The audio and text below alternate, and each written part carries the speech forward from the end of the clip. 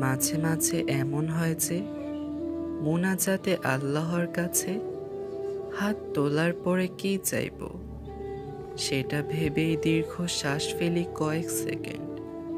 এত এত চাওয়া, কত শত অভিমান, অভিযোগ, অনুশোচনা, কি বলে কি বলবো, কোনটা রেখে কোনটা বলবো, কিভাবে মাফ চাইব।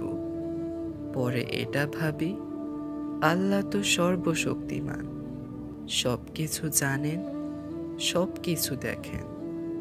নিশ্চয়ই নিঃসন্দেহে আমার না বলা অন্তরের কথা জানেন এবং বুঝেন। এটা ভেবে দীর্ঘশ্বাসে বলি, আল্লাহ আমার সহায় থেকো। তুমি সাথে থাকলে পৃথিবীর কোনো কিছুতেই কিছু যায় আসে না।